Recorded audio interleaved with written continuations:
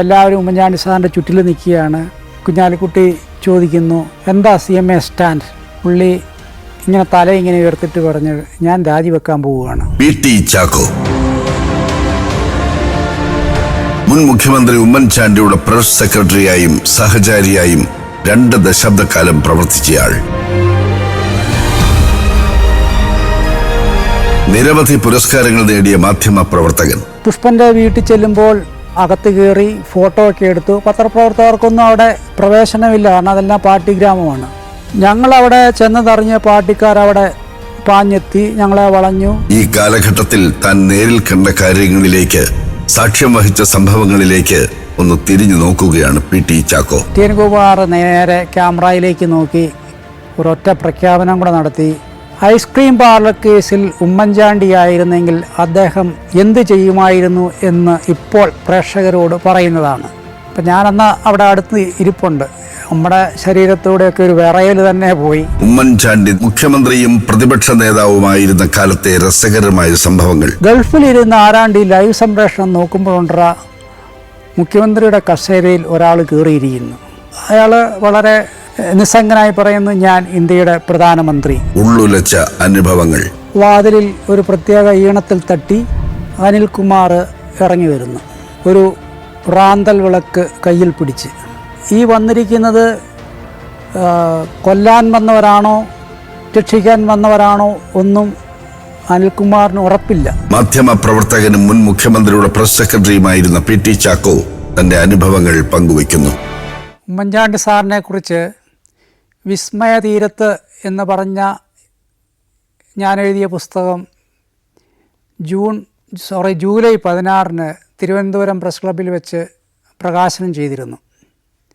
പ്രതിപക്ഷ നേതാവ് VD സതീശനാണ് അതിൻ്റെ പ്രകാശന കർമ്മം നിർവഹിച്ചത്. കുറേ പ്രാസംഗികരും ഒക്കെ ഉണ്ടായിരുന്നു. അതിനകത്ത് M രഞ്ജിത്ത്, സിനിമാ നിർമ്മാതാവ് M രഞ്ജിത്ത്, അദ്ദേഹം ഒരു ആശംസാ പ്രസംഗം നടത്തി. കുറച്ച് കഴിഞ്ഞപ്പോഴത്തേക്കും അദ്ദേഹം വളരെ ഇമോഷണലായി, അദ്ദേഹത്തിൻ്റെ കണ്ണിൽ നിന്നൊക്കെ കണ്ണുനീര് വരികയും ഗദ്ഗതകണ്ഠനാകുകയും വാക്കുകൾ ഇടറുകയും ഒക്കെ ചെയ്യുന്നത് കാണാമായിരുന്നു. അദ്ദേഹം വളരെ ടച്ചിങ് ആയിട്ടുള്ള ഒരു സംഭവമാണ് അവിടെ പറഞ്ഞത്. അദ്ദേഹത്തിൻ്റെ ഫാദർ പത്തനംതിട്ടയിലെ ഒരു കോൺഗ്രസ് നേതാവായിരുന്നു. ഉമ്മൻചാണ്ടി സാറുമായിട്ട് നല്ല അടുപ്പമുള്ള ഒരു നേതാവ് കൂടിയായിരുന്നു. ഉമ്മൻചാണ്ടി സാർ അന്ന് യൂത്ത് കോൺഗ്രസിൻ്റെ നേതാവൊക്കെ ആയിട്ട് നടക്കുന്ന കാലമാണ്. അപ്പോൾ അദ്ദേഹത്തിനൊരു ഹാർട്ട് അറ്റാക്ക് ഉണ്ടായി. അദ്ദേഹത്തെ പത്തനംതിട്ട, ഇത് ഒരു 80s ആയിരിക്കും. പത്തനംതിട്ട എന്ന വലിയ ആശുപത്രികളൊന്നും ഉള്ള സമയമല്ല. അവിടെ ഒരു സ്വകാര്യ ആശുപത്രിയിൽ പ്രവേശിപ്പിച്ചു. ഉടനെ അവർ പറഞ്ഞു, തിരുവനന്തപുരം മെഡിക്കൽ കോളേജിൽ കൊണ്ടുപോയെങ്കിൽ മാത്രമേ എന്തെങ്കിലും പ്രതീക്ഷിക്കാനുള്ളൂ എന്ന്. അപ്പോൾ പത്തനംതിട്ടയിൽ നിന്ന് തിരുവനന്തപുരം മെഡിക്കൽ കോളേജിലെത്തണം, അതിനൊരു ആംബുലൻസ് വേണം. അന്ന് ആംബുലൻസ് ഒന്നും ഉള്ള കാലഘട്ടമൊന്നുമല്ല. ആകെയുള്ള ഒരു ആംബുലൻസ് തിരുവനന്തപുരം മെഡിക്കൽ കോളേജിലാണ്. പക്ഷേ തിരുവനന്തപുരം മെഡിക്കൽ കോളേജിൽ നിന്ന് പത്തനംതിട്ടയിൽ എത്തി ഒരു പേഷ്യൻറ്റിനെ കൊണ്ടുപോകാനുള്ള പ്രൊവിഷൻ അന്നില്ല. അപ്പോൾ ആണ് ഈ വിഷയം ഉമ്മൻചാണ്ടി സാറിൻ്റെ അടുത്തെത്തുന്നത്. അദ്ദേഹം ഉടനെ തിരുവനന്തപുരത്തുണ്ടായിരുന്നു. നേരെ അന്ന് CH മുഹമ്മദ് കോയയ്ക്കായിരുന്നു മുഖ്യമന്ത്രിയുടെ ചുമതലയുണ്ടായിരുന്നത്. അദ്ദേഹം നേരെ മുഖ്യമന്ത്രിയുടെ ഓഫീസിൽ കയറി ചെല്ലുന്നു. പക്ഷെങ്കിൽ മുഖ്യമന്ത്രി ബന്ധപ്പെട്ടവരോട് ചോദിച്ചപ്പോൾ അവർ പറഞ്ഞത്, അങ്ങനെ ഒരു നിയമപരമായ ഒരു പ്രൊവിഷൻ ഇല്ല. ഇവിടുന്നൊരു ആംബുലൻസിനെ പത്തനംതിട്ടയിലേക്ക് കൊണ്ടുപോയി വേറൊരു ജില്ലയിൽ കൊണ്ടുപോയി അവിടെ നിന്നൊരു രോഗിയെ കൊണ്ടുവരാനായിട്ടുള്ള വ്യവസ്ഥ നമുക്കില്ല എന്ന് പറഞ്ഞു. അപ്പോൾ മുഖ്യമന്ത്രി കൈമലർത്തി. ഉമ്മൻചാണ്ടി സാർ എന്ത് ചെയ്തെന്ന് ചോദിച്ചു കഴിഞ്ഞാൽ, പുള്ളി അവിടെ ഒരു കസേരയിൽ കയറി ഇരുന്നിട്ട് പ്രഖ്യാപിച്ചു, ഈ ആംബുലൻസ് ഇവിടുന്ന് പോകുന്നില്ലെങ്കിൽ ഞാൻ ഇവിടെ നിന്ന് പോകില്ല. ഇവിടുന്ന് ആംബുലൻസ് പോയി ആ ആളെ ഇവിടെ കൊണ്ടുവന്നെങ്കിൽ മാത്രമേ ഞാൻ ഈ മുറി വിട്ടു പോകൂ എന്ന് അദ്ദേഹം അവിടെ വെച്ചൊരു പ്രഖ്യാപനം നടത്തി. CH അത് കേട്ടൊന്ന് അമ്പരന്നു. അദ്ദേഹത്തിൻ്റെ ഉമ്മൻചാണ്ടി സാറിൻ്റെ വാക്കുകളിലെ നിശ്ചയദാർഢ്യവും അദ്ദേഹത്തിൻ്റെ ആത്മാർത്ഥതയും അദ്ദേഹത്തിന് പെട്ടെന്ന് മനസ്സിലായി. അദ്ദേഹം ബന്ധപ്പെട്ട ഉദ്യോഗസ്ഥരെയെല്ലാം വിളിച്ചു വരുത്തി അങ്ങനെ ഒരു പ്രത്യേക ഉത്തരവിറക്കി തിരുവനന്തപുരം മെഡിക്കൽ കോളേജിലെ ആംബുലൻസ് പത്തനംതിട്ടയിൽ പോയി ആ രോഗിയെ തിരുവനന്തപുരത്ത് എത്തിച്ചു. ആ രോഗി അങ്ങനെയാണ് ജീവിച്ചത്. അത് എം രഞ്ജിത്തിൻ്റെ അച്ഛനാണ്. അപ്പോൾ അദ്ദേഹം പറയുന്നത്, എൻ്റെ പിതാവിനെ എനിക്കൊരു 10-20 വർഷം കൂടി എൻ്റെ കൂടെ കിട്ടിയത് ഉമ്മൻചാണ്ടി സാറിൻ്റെ ഒറ്റ ഇടപെടൽ കൊണ്ടാണ് എന്നാണ്. പിന്നീട് അവരുടെ വീട്ടിൽ ഒരു കല്യാണം നടന്നു. ആ കല്യാണം നടക്കുന്ന സമയത്ത് അവിടെ BJPയും കോൺഗ്രസും തമ്മിൽ സംഘർഷം നടക്കുന്ന സമയമാണ്. ആ അമ്പലത്തിൽ ഒരു ക്രിസ്ത്യാനിയെ കയറ്റില്ല എന്ന് അവിടെയുള്ള RSSകാർ വാശി പിടിച്ചു. ഉമ്മൻചാണ്ടി സാറ് പിന്നെ അപ്പോൾ ഇദ്ദേഹത്തെ വിളിച്ച് പറഞ്ഞു, ഇനിയൊരു പ്രശ്നം ഉണ്ടാക്കണ്ട, ഞാൻ വരുന്നില്ല എന്ന് പറഞ്ഞപ്പോൾ ആ പിതാവ് പറഞ്ഞ്, എനിക്കൊരു ജീവൻ തന്നത് ഉമ്മൻചാണ്ടിയാണെങ്കിൽ എന്നിൽ ഒരല്പം ജീവനുണ്ടെങ്കിൽ ഉമ്മൻചാണ്ടി ഈ കല്യാണത്തിൽ പങ്കെടുത്തിരിക്കും എന്നാണ്. അന്ന് രാത്രി തന്നെ പുള്ളി അതിൻ്റെ തൊട്ടടുത്ത് വീട്ടിൽ, പുള്ളിയുടെ സുഹൃത്തിൻ്റെ വീട്ടിൽ ഒരു കല്യാണ പന്തൽ ഉയർത്തി. പിറ്റേ ദിവസം രാവിലെ അമ്പലത്തിനകത്ത് വെച്ച് കല്യാണം നടന്നു. പക്ഷേ ഉമ്മൻചാണ്ടി സാറ് പോയില്ല, അതിനകത്തേക്ക് പോയില്ല. പക്ഷേ ഈ തൊട്ടടുത്ത വീട്ടിൽ അദ്ദേഹം കാത്തിരുന്നു. വധുവരന്മാർ താലി കെട്ടിയതിന് ശേഷം തിരിച്ചു വന്ന് അയൽവക്കത്തെ വീട്ടിൽ വെച്ചാണ് കല്യാണത്തിൻ്റെ ബാക്കി ചടങ്ങുകളൊക്കെ പൂർത്തിയാക്കിയത്. ഈ സംഭവം വിവരിച്ചപ്പോഴാണ് എം രഞ്ജിത്തിൻ്റെ വാക്കുകൾ ഇടറിയതും അദ്ദേഹത്തിൻ്റെ കണ്ണിൽ നിന്ന് ബാഷ്പകണങ്ങൾ ഉതിർന്നു വീണതും. ഇത്തരം നിരവധിയായ സംഭവങ്ങൾ എല്ലാം കൂടെ ചേർത്ത് വെച്ചാൽ അതിൻ്റെ പേരാണ് ഉമ്മൻചാണ്ടി എന്ന് പറയുന്നത്. എൻ്റെ ഈ പുസ്തകത്തിൽ ഇതുപോലെയുള്ള ഒരുപാട് സംഭവങ്ങൾ ഞാൻ വിവരിച്ചിട്ടുണ്ട്. 2006 ഉമ്മൻചാണ്ടി സാറ് പ്രതിപക്ഷ നേതാവായി ചുമതലയേറ്റു. അപ്പോൾ ഞാൻ അദ്ദേഹത്തിൻ്റെ പ്രസ് സെക്രട്ടറി ആയിട്ട് അദ്ദേഹത്തിൻ്റെ കൂടെയുണ്ട്. അന്ന് ഒരു പറക്കം പ്രതിപക്ഷ നേതാവാണ് അദ്ദേഹം. എല്ലാ സ്ഥലങ്ങളിലും, വിവാദ സ്ഥലങ്ങളിലും കയ്യേറ്റ സ്ഥലങ്ങളിലും ഒക്കെ അദ്ദേഹം ഓടിയെത്തുമായിരുന്നു. അപ്പോൾ ഈ പല യാത്രകളിലും എന്നെ കൂടെ കൊണ്ടുപോകും. അതിൻ്റെ ഒരു പ്രധാനപ്പെട്ട കാരണം അവിടെ നിന്ന് പോയി ഒരു എന്നെ ഒന്ന് ബോധ്യപ്പെടുത്താനാണ്. അവിടെ നടക്കുന്ന കാര്യങ്ങൾ എനിക്കും കൂടെ മനസ്സിലാക്കണം. അതിനുശേഷം ഞങ്ങൾ തിരിച്ചു വന്നിട്ട് ആ സ്ഥലത്തെക്കുറിച്ച്, ഇപ്പം മൂന്നാറിലാണെങ്കിൽ അവിടെ ഇന്ന കയ്യേറ്റങ്ങൾ നടക്കുന്നു, അത് എത്രമാത്രം ഭൂമി കയ്യേറ്റക്കാരുടെ കയ്യിലാണ്, അത് അവിടെ ഒഴിപ്പിച്ചെടുക്കണം, അവിടെ ആളുകൾക്ക് നീതി കൊടുക്കണം എന്നൊക്കെ പറഞ്ഞ് നമ്മൾ പിന്നെ പ്രതിപക്ഷ നേതാവ് അന്ന് പത്രസമ്മേളനം നടത്തുകയും പിന്നീട് മുഖ്യമന്ത്രിക്കും റവന്യൂ മന്ത്രിക്കും ഒക്കെ കത്തയക്കുകയും ഒക്കെ ചെയ്യുമായിരുന്നു. അപ്പോൾ അതിന് ഒരു സഹായി എന്ന നിലയ്ക്കാണ് എന്നെ ഈ യാത്രകളിലൊക്കെ കൂടെ കൂട്ടുന്നത്. അങ്ങനെ ഒരിക്കൽ ഞങ്ങൾ മൂന്നാറിൽ പോവുകയാണ്. മൂന്നാറിൽ ഇവിടെ നിന്ന് തിരുവനന്തപുരത്ത് പോവുകയാണ്. ഞാൻ അദ്ദേഹത്തിൻ്റെ കൂടെ കാറിലാണ്. സാധാരണഗതിയിൽ അറിയാമല്ലോ, ഉമ്മൻചാണ്ടി സാറിൻ്റെ കാറിൽ നിറയെ ആൾക്കാരൊക്കെ ഇടിച്ച് കയറും. പക്ഷേ ഞങ്ങൾ സ്റ്റാഫൊക്കെ ഉള്ളപ്പോൾ സാറെന്ത് ചെയ്യും, അങ്ങനെ ഇടിച്ചു കയറുന്നവരെയൊക്കെ മറ്റൊരു കാറിലാക്കി ഞങ്ങൾക്കൊരു കരുതലെപ്പോഴും അദ്ദേഹം തരാറുണ്ട്. നമ്മളെ അങ്ങനെ ശല്യപ്പെടുത്താനൊന്നും അദ്ദേഹം വിട്ടുകൊടുക്കത്തില്ല. അങ്ങനെ ഞങ്ങൾ മൂന്നാറിലെത്തുന്നു. മൂന്നാറിലെ കയ്യേറ്റ ഭൂമി പല സ്ഥലങ്ങളും നമ്മളവിടെ പോയി കാണുന്നുണ്ട്. പിന്നെ ഓരോ സ്ഥലത്തെയും പ്രശ്നങ്ങൾ എന്താണെന്ന് മനസ്സിലാക്കുന്നു. അവിടെയുള്ള ആൾക്കാരുമായിട്ടൊക്കെ സംസാരിക്കുന്നു. അപ്പം അങ്ങനെ അത് കഴിഞ്ഞിട്ട് ചിലപ്പോൾ അവിടെ വെച്ച് പത്രക്കാരെ കാണും. അങ്ങനെ ഈ പത്രക്കാരെ കാണുന്നതിനിടയ്ക്ക് പത്രക്കാരല്ല നാട്ടുകാരും അവരുടെ പ്രശ്നങ്ങളൊക്കെ അവിടെ വെച്ച് തന്നെ പറയാറുണ്ട്. അപ്പോൾ ഒരു യുവാവ് അതിനിടയിൽ നിന്ന് തല നീട്ടിക്കൊണ്ട് ചോദിച്ചു, ഉമ്മൻചാണ്ടി സാറേ, ഞങ്ങളെപ്പോലെയുള്ള പാവങ്ങളെ സാറിന് സഹായിക്കാൻ പറ്റുമോ എന്ന്. അപ്പം സാറ് പെട്ടെന്ന് തലതിരിച്ച് നോക്കി എന്താണ് പ്രശ്നമെന്ന് അവിടെ വെച്ച് തന്നെ ചോദിക്കുന്നു. അപ്പോൾ അവൻ പറയുന്നത്, അവന് BSc നല്ല ഉയർന്ന മാർക്കോടുകൂടി പാസ്സായ ഒരു പട്ടികജാതി വിഭാഗത്തിലെ ഒരു യുവാവാണ്. അവൻ്റെ ഇനിയത്തെ ആഗ്രഹമെന്ന് പറഞ്ഞു കഴിഞ്ഞാൽ MScക്ക് പോകണം. അപ്പം അവന് വിദേശത്ത് പോയി പഠിക്കണം എന്നുള്ളതാണ് അവൻ്റെ ആഗ്രഹം. പക്ഷേ അവന് വിദേശത്ത് പോകാനായിട്ടുള്ള ഒരു ബാങ്ക് വായ്പയൊന്നും അന്ന് കിട്ടത്തില്ല. കാരണം അറിയാമല്ലോ, മൂന്നാറിലെ ഭൂമി മൊത്തം വിവാദങ്ങളിൽപ്പെട്ട് കിടക്കുന്നതാണ്. ആ ഭൂമിക്ക് പട്ടയം ഉള്ളത് കുറവാണ്. പട്ടയം ഉണ്ടെങ്കിൽ തന്നെ ബാങ്കുകൾ വായ്പ കൊടുക്കത്തില്ല. അങ്ങനെയുള്ള ഒരുപാട് നൂലാമാലകളിൽ കെട്ടുകിടക്കുന്ന ഒരു ഒരു ഒരു പ്രദേശമാണത്. അതേസമയം വൻകിടക്കാർക്കൊക്കെ അവരുടെ കാര്യങ്ങളൊക്കെ മുറ പോലെ അവിടെ നടക്കുകയും ചെയ്യുന്നുണ്ട്. അത് വേറൊരു കാര്യം. അപ്പോൾ ഇത് കേട്ട ഉമ്മൻചാണ്ടി സാറ് അപ്പോൾ അവിടുത്തെ ഒരു ഓവറോൾ പിക്ചർ സാറിന് കിട്ടി. അതിനകത്ത് ഇവൻ്റെ ഒരു പർട്ടിക്കുലർ കേസും പുള്ളിയുടെ ശ്രദ്ധയിൽ വന്നു. അപ്പോൾ പുള്ളിയുടെ ആദ്യത്തെ പ്രയോറിറ്റി എന്ന് പറയുന്നത് ഇവൻ്റെ പ്രശ്നം പരിഹരിച്ച് അതിലൂടെ മറ്റുള്ളവരുടെ പ്രശ്നങ്ങൾ പരിഹരിക്കുക എന്നുള്ളതാണ് പുള്ളിയുടെ ഒരു സമീപനമായിട്ട് എനിക്ക് തോന്നിയിട്ടുള്ളത്. അപ്പോൾ തിരിച്ചു പോരാനായിട്ട് ഞങ്ങൾ അപ്പോൾ ഏതാണ്ട് ഒരു വൈകുന്നേരമായിട്ടുണ്ട്, നല്ല തണുപ്പൊക്കെ വീണ് തുടങ്ങി. അപ്പോൾ തിരിച്ചു പോരാനായിട്ട് ഞങ്ങൾ തയ്യാറെടുക്കുമ്പം എന്നെ മാറ്റി നിർത്തിയിട്ട് പറഞ്ഞു, താനൊരു കാര്യം ചെയ്യണം, താൻ വേറൊരു വണ്ടിയെ കയറണം, എനിക്ക് എൻ്റെ കൂടെ വേറൊരാൾ കയറാനുണ്ട് എന്ന് പറഞ്ഞു. അപ്പോൾ എനിക്ക് നേര് പറഞ്ഞു കഴിഞ്ഞാൽ അത്ര ഇഷ്ടപ്പെട്ടില്ല. എന്നെ പുറത്ത് ചാടിച്ചിട്ട് ഏതെങ്കിലും നേതാക്കന്മാർ വല്ലതും ആയിരിക്കും നുഴഞ്ഞു കയറുന്നത് എന്നൊക്കെ ഞാനിങ്ങനെ പിറുപിറുത്തുകൊണ്ട് വേറൊരു വണ്ടിയിൽ കയറാൻ ഞാനിങ്ങനെ റെഡിയായി നിൽക്കുകയാണ്. അപ്പോഴാണ് ഈ നേരത്തെ പരാതി ഉന്നയിച്ച ആ പയ്യൻ്റെ പേര് രാജൻ എന്ന. അവനോട് സാറ് പറയുന്നത്, എടോ താൻ പിന്നെ എൻ്റെ കൂടെ തിരുവനന്തപുരത്തിന് വരണം, ഓടിപ്പോയി അത്യാവശ്യം വേണ്ട ഡ്രസ്സൊക്കെ എടുത്തുകൊണ്ട് വരാൻ. അവൻ്റെ വീട് അവിടെ അടുത്താണെന്ന് തോന്നുന്നു. അവൻ ഓടിപ്പോയി കുറച്ച് ഡ്രസ്സുമൊക്കെ എടുത്തുകൊണ്ട് വന്നു. അപ്പോൾ അവനെ കൂട്ടിയാണ് സാറന്ന് പോരുന്നത്.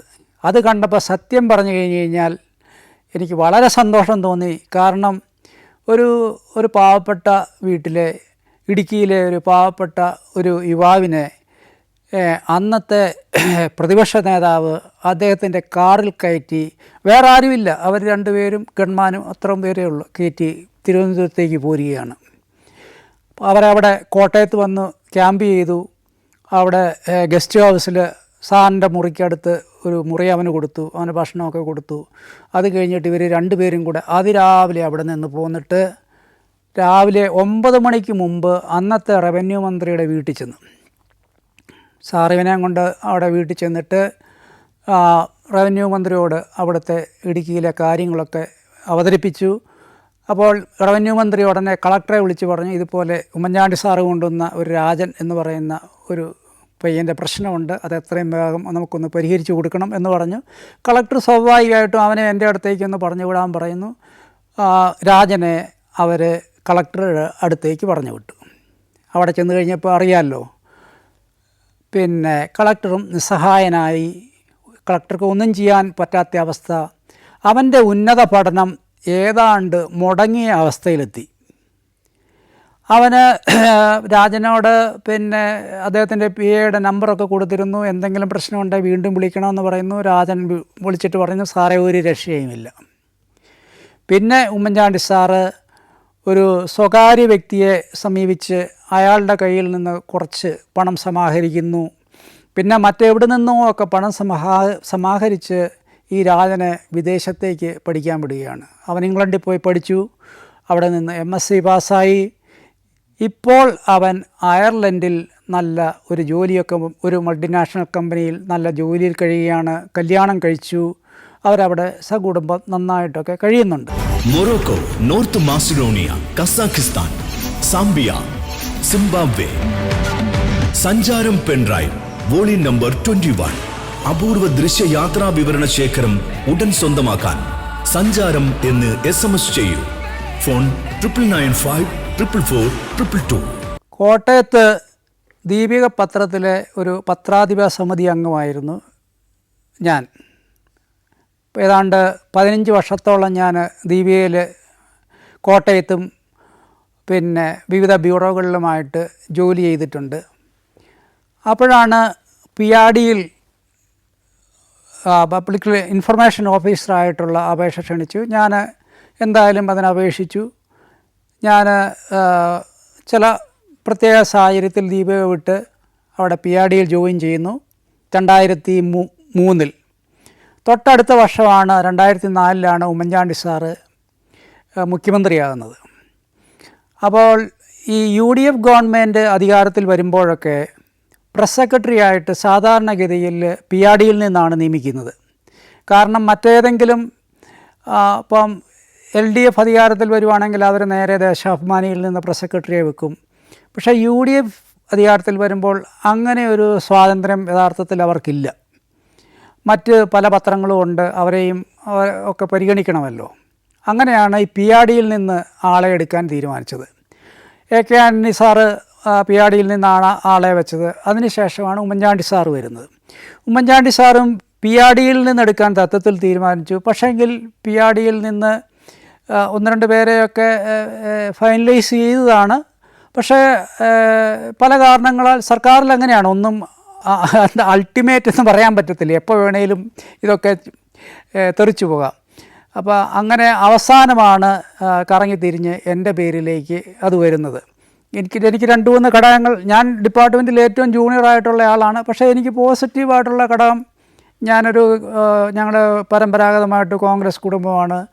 ഞാൻ KSUവിൽ സജീവമായിട്ട് പ്രവർത്തിച്ചിട്ടുണ്ട്. കാഞ്ഞിരപ്പള്ളി സെൻറ് ഡൊമിനിക്സ് കോളേജിൽ അന്ന് ഏറ്റവും പ്രബലരായിരുന്ന KSCക്കാരെയൊക്കെ തോൽപ്പിച്ച് ഞാൻ അന്നത്തെ കോളേജ് യൂണിയൻ ചെയർമാനായി. പത്രപ്രവർത്തകനായതിനു ശേഷം ഞാൻ അങ്ങനെ സജീവമായിട്ട് രാഷ്ട്രീയത്തിലൊന്നുമില്ല. അപ്പോൾ ഒരു പത്രപ്രവർത്തകൻ, ഒരു പഴയ KSUക്കാരൻ തുടങ്ങിയ വിവിധ കാരണങ്ങൾ പരിഗണിച്ചുകൊണ്ടായിരിക്കണം എൻ്റെ പേരിലേക്ക് എത്തുന്നത്. ഞാനന്ന് അത്യാവശ്യം അവാർഡുകളൊക്കെ വാങ്ങി തിളങ്ങി നിൽക്കുന്ന സമയമാണ്.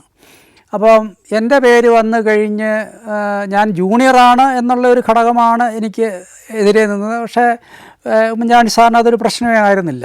അപ്പോൾ ഒരു ദിവസം രാത്രി ഞാൻ ഷട്ടിൽ കളിച്ചുകൊണ്ടിരിക്കുമ്പോൾ ഉമ്മൻചാണ്ടി സാറിൻ്റെ വിളി വന്നു.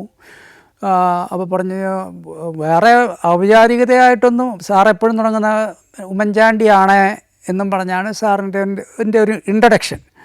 അപ്പം വളരെ മയത്തോടെ, വളരെ സ്നേഹത്തോടെ ഉള്ള ആദ്യ വിളി തന്നെ വളരെ ഹൃദ്യമായിരുന്നു. അപ്പോൾ എന്നോട് പറഞ്ഞു, താൻ എന്നാ ഇങ്ങോട്ട് പോരുന്നതെന്ന് ചോദിച്ചു. അപ്പോൾ അതൊരു സർപ്രൈസിങ് ചോദ്യമായിരുന്നു. അപ്പം ആ വർഷത്തെ USIP, അതായത് യൂണിയൻ കാത്തലിക് പ്രസ് ഇൻ്റർനാഷണൽ എന്ന് പറയുന്ന കത്തോലിക്ക പത്രപ്രവർത്തകരുടെ ഒരു ആഗോള സംഘടനയാണ്.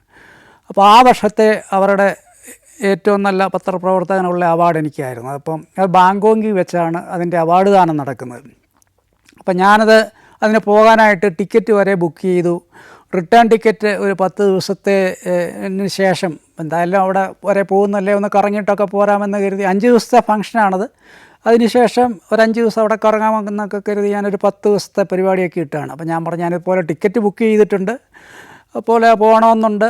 അപ്പം സാറ് പറഞ്ഞു, എന്തായാലും അത്രയും വലിയ അവാർഡൊക്കെ അല്ലേ, എന്തായാലും താനത് പോയി മേടിക്കുക. പക്ഷേ ഈ 10 ദിവസം എന്നുള്ളതൊന്ന് വെട്ടിച്ചുരുക്കി ഒരു 5 ദിവസം ആക്കാൻ പറ്റുമെന്ന് ചോദിച്ചു. അപ്പം ഞാൻ പറഞ്ഞു, സ്വാഭാവികമായിട്ടും 5 ദിവസം ആക്കാം. അവൻ എനിക്കന്ന് പോകാനായിട്ട് 1 ദിവസത്തെ ഗ്യാപ്പേ ഉള്ളൂ. അപ്പം നമുക്ക് ഇവിടെ കോട്ടയത്ത് ഞങ്ങളുടെയൊക്കെ ഒരു കോൺഗ്രസ്സുകാരുടെ എല്ലാ ഒരു ഗുരുനാഥൻ എന്ന് പറയുന്നത് പാലാ K. മാത്യു സാർ. അപ്പം ഞാൻ പാലാ K. മാത്യു സാറിനെ വിളിച്ചിട്ട് പറഞ്ഞു, ഇങ്ങനെ ഒരു ഓഫർ വന്നിട്ടുണ്ട്, ഞാൻ മറ്റേ വിദേശത്ത് പോയിട്ട് വന്നിട്ട് ചാർജ് എടുക്കാം എന്നാ കരുതുന്നതെന്ന് പറഞ്ഞപ്പോൾ സാറിനെ കുറേ വഴക്ക് പറഞ്ഞു. ഇടും അങ്ങനെയല്ല, താനിത് ഇന്ന് തന്നെ പോകണം, ഇന്ന് തന്നെ പോയി ചുമതല ഏൽക്കണം, അല്ലെങ്കിൽ അതൊക്കെ വലിയ പ്രശ്നമാണ്, അറിയാമല്ലോ എന്നൊക്കെ പറഞ്ഞ് സാറിനെ കുറച്ച് ഉപദേശിച്ചു. അപ്പോൾ ഞാൻ ഓർത്ത് ഇതിനകത്തൊക്കെ കുറേ പാറകളൊക്കെ കീറും. അപ്പോൾ എല്ലാ പാറകളും കീറി നമ്മുടെ പേരൊക്കെ ക്ലിയറായിട്ട് നമ്മളെ ചുമതല ഏറ്റിട്ട് പിന്നെ ആരെങ്കിലും വന്ന് പറഞ്ഞു കഴിഞ്ഞിട്ട് പിന്നെ ഒരു ധർമ്മസങ്കടം ഉണ്ടാകണമല്ലോ. അപ്പോൾ ഞാൻ പറഞ്ഞു, ഞാൻ എന്തായാലും പോയിട്ട് വന്നിട്ടേ ചുമതല ഏൽക്കുന്നുള്ളൂ എന്നും പറഞ്ഞ് ഞാൻ എന്തായാലും തായ്ലൻഡിൽ പോയി, ബാങ്കോക്കിൽ പോയി, പിന്നെ അവാർഡൊക്കെ മേടിച്ച് തിരിച്ചു വന്നു. അങ്ങനെയാണ് ഞാൻ ഉമ്മൻചാണ്ടി സാറിൽ 2004 എത്തിപ്പെടുന്നത്. 2004 ഞാൻ ഉമ്മൻചാണ്ടി സാറിൻ്റെ കൂടെ പ്രസ് സെക്രട്ടറി ആയിട്ട് ചുമതലയേറ്റപ്പോൾ സത്യം പറഞ്ഞു കഴിഞ്ഞാൽ ഇതെന്താ ജോലി എന്നൊന്നും എനിക്കറിയില്ല. സാറ് ഇതൊക്കെയാണ് തൻ്റെ ജോലി എന്ന് എൻ്റെ അടുത്ത് പറഞ്ഞിട്ടുമില്ല. ആദ്യമൊക്കെ എന്നെ എല്ലായിടത്തും കൊണ്ടുപോയി ആൾക്കാരുടെയൊക്കെ അടുത്ത് പരിചയപ്പെടുത്തുമായിരുന്നു. അത് കഴിഞ്ഞിട്ട് എനിക്ക് തോന്നുന്നത് സാറ് ഉദ്ദേശിച്ച് കാണും, ഞാൻ തന്നെ അങ്ങ് പിച്ച വെക്കട്ടെ, എന്തിനാണ് സാർ എനിക്കൊരു ഫ്രെയിം വർക്ക് ഇടുന്നത് എന്ന് സാർ ആലോചിച്ച് കാണുമായിരിക്കും. എന്തായാലും അത് കഴിഞ്ഞിട്ട് ഒരു 3-4 ദിവസം കഴിഞ്ഞപ്പം, ആദ്യത്തെ ദിവസമൊക്കെ 1-2 ചെറിയ പത്രക്കുറിപ്പൊക്കെ ഇറക്കി, ഒരു 3-4 ദിവസം കഴിഞ്ഞപ്പം അന്നൊരു വിവാദം ഉണ്ടായി. അതായത് ആ വർഷത്തെ എഴുത്തച്ഛൻ പുരസ്കാരം, കേരള സർക്കാരിൻ്റെ ഏറ്റവും വലിയ പുരസ്കാരമാണല്ലോ എഴുത്തച്ഛൻ പുരസ്കാരം, അത് സുകുമാർ അഴീക്കോട് സാറിനാണ്. അപ്പം അത് ഡിക്ലെയർ ചെയ്തു. പക്ഷേ അഴീക്കോട് സാറ് ഒരു പ്രസ്താവന നടത്തി, ഉമ്മൻചാണ്ടിയുടെ കയ്യിൽ നിന്ന് ഞാൻ ഈ അവാർഡ് മേടിക്കുകയില്ല എന്ന്. അപ്പോൾ അതിന് അദ്ദേഹം പറയുന്ന ഒരു കാരണമുണ്ട്. കോഴിക്കോട് അവിടെ ജയിലിനോട് അടുത്ത് ഒരു കെട്ടിടം മുഖ്യമന്ത്രി ഉദ്ഘാടനം ചെയ്യാമെന്ന് ഏറ്റിട്ടുണ്ട്. ആ കെട്ടിടം കെട്ടിട നിർമ്മാണ ചട്ടങ്ങൾ ലംഘിച്ചുകൊണ്ടാണ് കെട്ടിയിരിക്കുന്നത് എന്നാണ് മാഷിൻ്റെ ഒരു വാദം. അപ്പോൾ എന്നെ വിളിച്ചിട്ട് പറഞ്ഞു, അഴീക്കോട് മാഷിന് നല്ലൊരു മറുപടി തയ്യാറാക്കണം, നമുക്ക് ഇന്ന് തന്നെ അയക്കുകയും വേണം, ഒരെണ്ണം ഡ്രാഫ്റ്റ് ചെയ്തുകൊണ്ട് വരാൻ പറഞ്ഞു. അപ്പം എനിക്കൊരു തരിപ്പിങ്ങനെ കയറി, അഴീക്കോട് മാഷിന് ഞാനൊരു മറുപടി അയച്ചാൽ എങ്ങനെ ഇരിക്കുമെന്നൊന്ന് ആലോചിച്ച് നോക്കി. അത്രയും വലിയ വാഗ്മിയും പണ്ഡിതൻ, തത്വമസിയുടെ ആൾ, അദ്ദേഹത്തിനൊക്കെ ഞാനൊരു മറുപടി അയക്കുന്നതിനെക്കുറിച്ച് ആലോചിച്ചപ്പോൾ തന്നെ ശരീരത്തിലൂടെ ഒരു തരിപ്പങ്ങ് കടന്നുപോയി. പക്ഷേ എൻ്റെ ഈ പത്രപ്രവർത്തക ബുദ്ധിയൊക്കെ ഉപയോഗിച്ചുകൊണ്ട് അവിടെ ഒരു ചട്ടലംഘനം നടന്നിട്ടില്ല എന്ന് സമർത്ഥിക്കാനായിരുന്നു എൻ്റെ ഒരു തീരുമാനം. അങ്ങനെ ഞാൻ അവിടുത്തെ ജില്ലാ കളക്ടറെ വിളിച്ചു. അവിടെ യാതൊരു ചട്ടലംഘനവും നടത്തിയിട്ടില്ല, അതുകൊണ്ട് അഴീക്കോട് മാഷിന് തെറ്റിദ്ധരിച്ചതാണ് എന്ന് പറഞ്ഞ് ഞാനൊരു ഡ്രാഫ്റ്റൊക്കെ ആയിട്ട് ഉമ്മൻചാണ്ടി സാറിൻ്റെ അടുത്ത് ചെന്നു. അദ്ദേഹത്തിൻ്റെ ഓഫീസിലെപ്പോഴും പൂര തിരക്കാണല്ലോ. അപ്പോൾ ഞാനിതുകൊണ്ട് ചെന്ന് ആൾക്കൂട്ടത്തിനിടയിൽ വെച്ച് തന്നെ നമുക്കെപ്പോഴും നമ്മുടെ കാര്യങ്ങളൊക്കെ സംസാരിക്കുകയും നമ്മുടെ പേപ്പറുകളൊക്കെ കൊടുക്കുകയും ചെയ്യും, അതിനൊന്നും ഒരു ബുദ്ധിമുട്ടുമില്ല. അപ്പം എൻ്റെ കയ്യിൽ നിന്ന് പേപ്പർ പുള്ളി മേടിച്ചിട്ട് അവിടെ നിപ്പിൽ ഒന്ന് നോക്കി. എന്നെ അത്ഭുതപ്പെടുത്തുന്ന ഇവരുടെയൊക്കെ ഒരു കപ്പാസിറ്റിയാണ്. അവരിങ്ങനെ അങ്ങ് സ്കാൻ ചെയ്യുക, അതല്ലാതെ word by word, sentence by sentence ഒന്നും അവർ വായിക്കത്തില്ല. അവരിങ്ങനെ ഒന്ന് സ്കാൻ ചെയ്യും. അപ്പം അത് ചെറിയ കത്താണേലും വലിയ കത്താണെങ്കിലും എന്താണേലും ഒരു സ്കാനിങ് നടത്തുമ്പോഴത്തേന് അവർക്ക് കാര്യങ്ങൾ പിടികിട്ടും. അപ്പോൾ ആ ആൾക്കൂട്ടത്തിൽ നിന്ന് മാറി പുള്ളി അവിടെ വന്ന് കസേരയിലിരുന്നു, പേന എടുത്തു. ഞാൻ എഴുതിയ ആ ലെറ്ററിൽ മാറ്റങ്ങളൊന്നുമില്ല, പക്ഷേ അതിനിടയ്ക്ക് ഒരു പാരഗ്രാഫ് അദ്ദേഹം എഴുതി ചേർത്തു. അതിങ്ങനെയാണ്: ഈ വർഷത്തെ എഴുത്തച്ഛൻ പുരസ്കാരം അങ്ങേക്ക് ലഭിച്ചതിൽ ഏറ്റവും കൂടുതൽ സന്തോഷിക്കുന്ന ഒരാളാണ് ഞാൻ. അത് ഏറ്റവും അർഹിക്കുന്ന ആളിൽ തന്നെയാണ് കിട്ടിയത് എന്ന് ഞാൻ ഉറച്ചു വിശ്വസിക്കുന്നു. പക്ഷേ അത് എൻ്റെ കയ്യിൽ നിന്ന് അങ്ങ് വാങ്ങില്ല എന്ന് പറഞ്ഞപ്പോൾ എനിക്കല്പം വിഷമം തോന്നി എന്നതും ഒരു വാസ്തവമാണ്. പക്ഷേ അങ്ങ് വേറെ ആരുടെ കയ്യിൽ നിന്നെങ്കിലും ഈ പുരസ്കാരം വാങ്ങാൻ തയ്യാറാണെങ്കിൽ ആ ആളിനെ കൊണ്ട് ഞാൻ അങ്ങേക്ക് ഈ പുരസ്കാരം തരാൻ ഏർപ്പാടാക്കാം. ഇനി അതിന് എന്തെങ്കിലും ബുദ്ധിമുട്ടുണ്ടെങ്കിൽ ഈ പുരസ്കാരം ഞാൻ അങ്ങയുടെ വീട്ടിലെത്തിക്കാം എന്നൊക്കെ പറഞ്ഞായിരുന്നു. ആ ഒരു ആകെ 2-3 സെൻറ്റൻസേ ഉള്ളൂ, പക്ഷേ അതായിരുന്നു അതിൻ്റെ ഒരു മർമ്മം. അപ്പം ഞാൻ ആ സെൻറ്റൻസുകളൊക്കെ 2-3 തവണ ഒന്നുകൂടെ ആവർത്തിച്ച് നോക്കിയിട്ട് ഞാൻ എന്നോട് തന്നെ പറഞ്ഞു, ഇനി നിൻ്റെ ജീവിതം ഒരു വിസ്മയത്തിൻ്റെ കൂടെ ആയിരിക്കുമെന്ന്. അന്ന് തൊട്ട് ഞാനിത്തരം നിരവധിയായ വിസ്മയങ്ങൾ കണ്ടിട്ടുണ്ട്. എന്തായാലും ഈ കത്ത് ലഭിച്ച അഴീക്കോട് മാഷ് അവാർഡ് മേടിക്കാമെന്ന് അറിയിച്ചു. മുഖ്യമന്ത്രിയാണ് എഴുത്തച്ഛൻ പുരസ്കാരം സമ്മാനിക്കുന്നത്. അദ്ദേഹം ദർബാർ ഹാളിൽ വന്നു, പ്രൗഢഗംഭീരമായൊരു പ്രസംഗം നടത്തി. ഉമ്മൻചാണ്ടി സാറിനെക്കുറിച്ച് നല്ല കുറേ വാക്കുകൾ പറഞ്ഞു. എന്ന് മാത്രമല്ല, ഇതിന് 1,00,000 രൂപയായിരുന്നു അന്നത്തെ പുരസ്കാരം തുക. അഴീക്കോട് മാഷ് ആ തുക മുഖ്യമന്ത്രിയുടെ ദുരിതാശ്വാസ നിധിയിലേക്ക് സംഭാവന ചെയ്തു. ഉള്ളത് പറയാമല്ലോ, എനിക്കും കിട്ടിയ അതിൻ്റെ ചില്ലറ പ്രയോജനങ്ങൾ. ഞാൻ 2006 ഉമ്മൻചാണ്ടി സാറിനെക്കുറിച്ച് തുറന്നിട്ട വാതിൽ എന്ന് പറഞ്ഞ് അദ്ദേഹത്തിൻ്റെ ഒരു ബയോഗ്രാഫി എഴുതിയിരുന്നു. അതിന് അദ്ദേഹം ഗംഭീരമായൊരു ആമുഖം എഴുതി തന്നു. എന്ന് മാത്രമല്ല, അദ്ദേഹം ആ പുസ്തകം എൻ്റെ ഡ്രാഫ്റ്റ് വായിച്ചിട്ട് എനിക്കൊരു കത്തെഴുതി. അതിനകത്തെ കുറേ കാര്യങ്ങൾ എന്നെ പ്രശംസിച്ചുകൊണ്ടാണ് അദ്ദേഹം എഴുതിയത്. അതിനോടൊപ്പം തന്നെ എൻ്റെ എഴുത്തിനകത്തെ ബലഹീനതകളും ഞാൻ ശ്രദ്ധിക്കേണ്ട കാര്യങ്ങളുമൊക്കെ വിട്ട് പറഞ്ഞുകൊണ്ടാണ് അദ്ദേഹം അന്ന് എഴുതിയത്. അപ്പോൾ ഉമ്മൻചാണ്ടി സാറിൻ്റെ കൂടെ നിന്നതുകൊണ്ട് എനിക്കും അത്തരം ചില പ്രയോജനങ്ങൾ ഉണ്ടായിട്ടുണ്ട് എന്നതൊരു വാസ്തവമാണ്. കുഞ്ഞാലിക്കുട്ടിയുടെ സ്ഥാനത്ത് ഉമ്മൻചാണ്ടി ആയിരുന്നെങ്കിൽ എന്ത് ചെയ്യുമായിരുന്നു? അപ്പം സാറൊന്ന് ഒഴിഞ്ഞു മാറാനായിട്ടൊക്കെ നോക്കി. കാരണം ക്വസ്റ്റ്യൻ വളരെ ഡയറക്റ്റാണ്. അപ്പം ടി എൻ കുമാർ നേരെ ക്യാമറയിലേക്ക് നോക്കി ഒരൊറ്റ പ്രഖ്യാപനം കൂടെ നടത്തി. ഐസ്ക്രീം പാർലർ കേസിൽ ഉമ്മൻചാണ്ടി ആയിരുന്നെങ്കിൽ അദ്ദേഹം എന്ത് ചെയ്യുമായിരുന്നു എന്ന് ഇപ്പോൾ പ്രേക്ഷകരോട് പറയുന്നതാണ്. അപ്പം ഞാനന്ന് അവിടെ അടുത്ത് ഇരിപ്പുണ്ട്. നമ്മുടെ ശരീരത്തൂടെയൊക്കെ ഒരു വിറയൽ തന്നെ പോയി. എന്ത് മറുപടിയാണ് ഇതിന് പറയാൻ പോവുക?